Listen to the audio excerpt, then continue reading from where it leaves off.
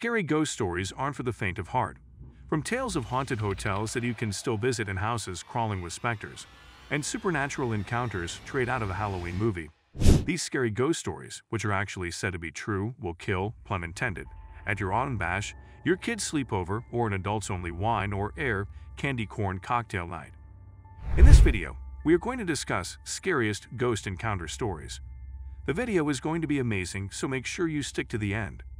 Before starting the video, be sure to smash the like button and subscribe to never miss out on any of our videos. The girl in the bathroom. In Japan, the schools contain an infernal secret. If you go into the girl's bathroom on the third floor of the building and walk to the third stall, you might find her. The little girl with the bob haircut is Hanako-san. Hanako-san has become a fixture of Japanese urban folklore over the last 70 years. The most popular origin story for the tale holds that during World War II, a schoolgirl was using the bathroom when a bomb fell on top of the building. The school collapsed on top of Hanako-san, who has been trapped there ever since. But Hanako isn't the only schoolgirl who haunts Japan's school bathrooms. Kashino Reiko, another young girl, was said to have been cut in half by a train.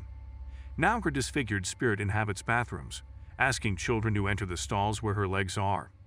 The legend goes that if Kashino Reiko is not satisfied with their answer, she will rip their legs off. Chained man in ancient Athens. Roman Senator Pliny the Younger, who died in AD 113, told a ghost tale so haunting that it survives to this day. There was at Athens a large and roomy house, which had a bad name so that no one could live there. In the dead of the night, a noise, resembling the clashing of iron, was frequently heard, which, if you listen more attentively, sounded like the rattling of chains, disturbances that led to the appearance of a specter form of an old man, of extremely emaciated and squalid appearance, with a long beard and disheveled hair, rattling the chains on his feet and hands. Needless to say, the house was abandoned and had to be rented out for a cheap price. When a philosopher named Athenodorus heard the story, he reportedly rented the house and confronted the ghost. The ghost appeared and rattled around before vanishing. Athenodorus calmly marked the spot where the ghost vanished and in the morning, ordered that the spot be dug up, the story goes. This was accordingly done, and the skeleton of a man in chains was found there, for the body, having lain a considerable time in the ground, was putrefied and moldered away from the chains. After being given a proper burial, the ghost departed, and the house was haunted no more, according to Pliny's tale. The Cerny House Ghost. The Cerny clan began experiencing paranormal activities in present-day Cerny, Georgia, in the 1870s.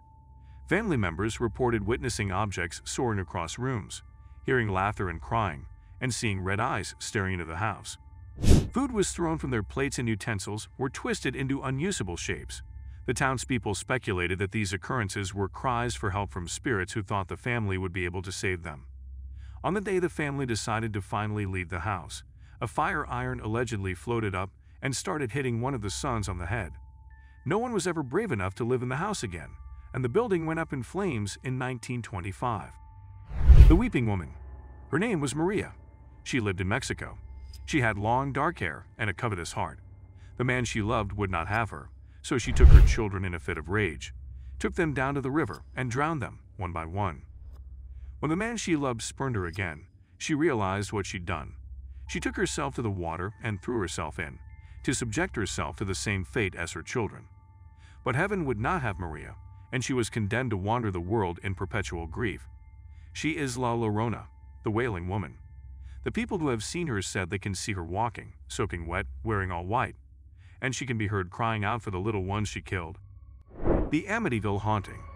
One of the most infamous and well-known ghost stories started on November 13, 1974, when Ronald J. DeFeo Jr. murdered his entire family in Amityville, New York.